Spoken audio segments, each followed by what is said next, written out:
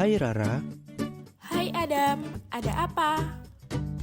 aku saat ini ingin belajar tentang daur biogeokimia. Bisakah kau membantuku? Iya, aku bisa. Daur biogeokimia mana yang ingin kau pelajari? Aku ingin mempelajari tentang daur fosfat. Dengar sulit. Tidak sulit kok. Aku akan menjelaskannya padamu.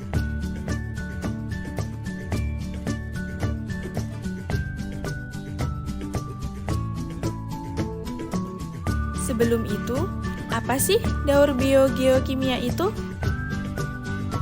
Daur biogeokimia adalah perpindahan unsur-unsur kimia melalui makhluk hidup dan lingkungan abiotik yang berfungsi untuk mengatur keseimbangan ekosistem.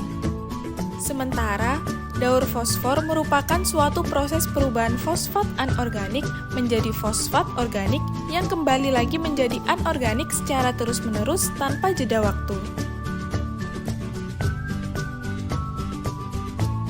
Di alam, fosfor mempunyai dua bentuk senyawa, di antaranya adalah senyawa fosfat organik, yaitu merupakan senyawa yang terkandung dalam kandungan makhluk hidup seperti hewan, tumbuhan, dan manusia.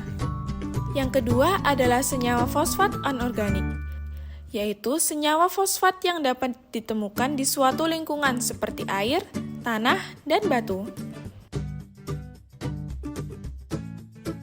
Sekarang, bagaimana sih proses terjadinya daur fosfor itu? Fosfor dapat ditemukan di batuan sedimen yang mengandung mineral fosfat. Kemudian, batuan-batuan tersebut akan mengalami pelapukan seiring dengan berjalannya waktu. Ketika pelapukan bertemu dengan hujan, maka akan melarutkan batuan dan melepaskan ion fosfat anorganik ke tanah dan juga air.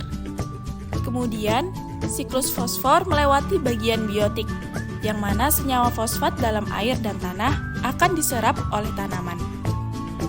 Setelah diserap oleh tanaman, fosfor akan masuk ke dalam rantai makanan. Herbivora akan memperoleh fosfor dari tanaman, sedangkan karnivora melalui herbivora. Adapun manusia memperoleh unsur fosfor dengan cara mengkonsumsi hewan dan tumbuhan. Ketika makhluk hidup mati, maka sisa-sisa tubuhnya akan mengalami dekomposisi, yang mana dekomposer atau detritivor akan menguraikan sisa-sisa tubuh dari makhluk hidup menjadi lebih sederhana, termasuk unsur fosfor yang kembali ke dalam bentuk senyawa fosfor organik. Selanjutnya, siklus fosfor memasuki tahapan mineralisasi. Fosfat organik dalam tanah akan dipecah oleh bakteri menjadi bentuk senyawa fosfat anorganik. Proses tersebut dapat menjadikan unsur fosfor dapat digunakan kembali oleh tumbuhan. Tidak semua fosfor kembali ke tanah dan langsung digunakan kembali. Mayoritas unsur fosfor terbawa oleh limpasan air ke sungai dan berakhir di lautan.